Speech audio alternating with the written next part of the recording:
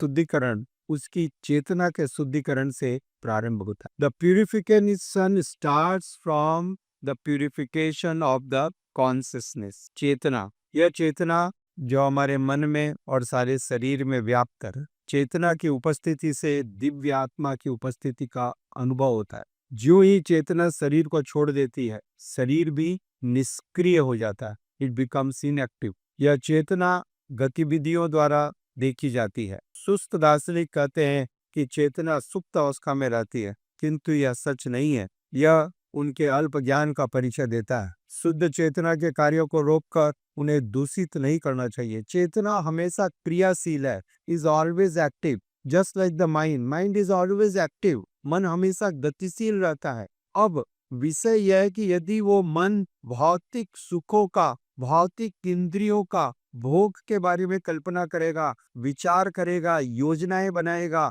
तो हमारी उन चीजों में आसक्ति बढ़ेगी और परिणाम यह होगा कि हमारा पतन होगा। So the consciousness will be engaged somewhere और एल्स। वो निष्क्रिय नहीं रह सकती है, वो निष्क्रिय नहीं रह सकती है, उसको एक एंगेजमेंट चाहिए।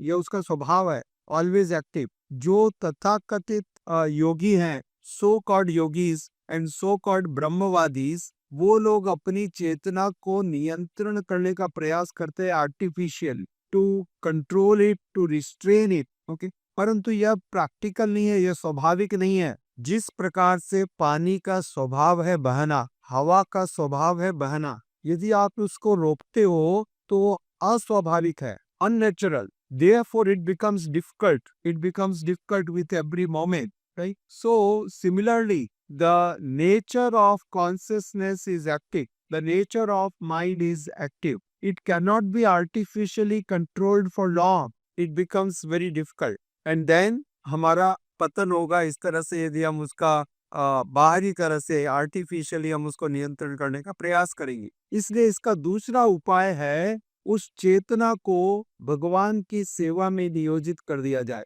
If we engage that consciousness in the service of the Lord, then the consciousness will remain pure, because Shri Ishopanishad clearly says, Suddham apapa viddham. The Supreme Lord is all pure, and whatever comes in contact with that Supreme Lord immediately gets purified. Immediately gets purified. Like a strong fire, एक बहुत बड़ी आग, उस आग के संपर्क में कोई भी चीज आती है तो पवित्र हो जाती है, okay. Similarly the supreme lord has antiseptic activities, propensities, उनका गुण है। जिस प्रकार से एक एंटीसेप्टिक होता है, डिटोल होता है, वो जहां पर लगाओ वहां पर बैक्टीरिया को मार देता है, वायरस को समाप्त कर देता है। ठीक उसी प्रकार से जहां पर भगवान का स्पर्श होता है, चेतना में जब भगवान का स्पर्श होता है तो चेतना भी पवित्र हो जाती है। एंटीसेप्टिक है, ये गुण है भगवान।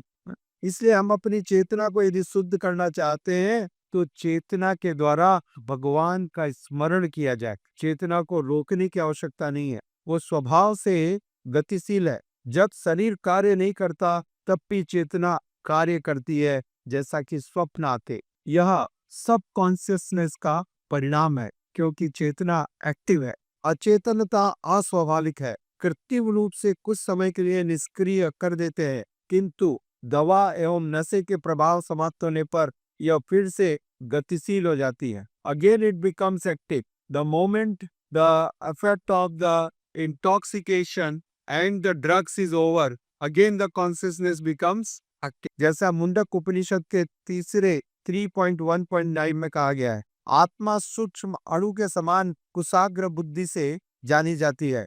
यह अणु आत्मा 5 प्रकार की वायु में तैरता है, प्राण, अपान, व्यान, समान एवं उदान। आत्मा हृदय में स्थित रहती है एवं इसका प्रभाव सारे शरीर में दिखता है। जब आत्मा 5 प्रकार की वायु के दूषण से मुक्त हो जाती है और इसका आध्यात्मिक प्रभाव दिखने लगता है, when it is purified from all this contamination we can experience। इसलिए ऐसे महान भक्तों के संपर्क में जब हम आते हैं तो हमको अनुभव होने लगता है, we can experience the vibration, the purity, that's very evident, ठीक है ना।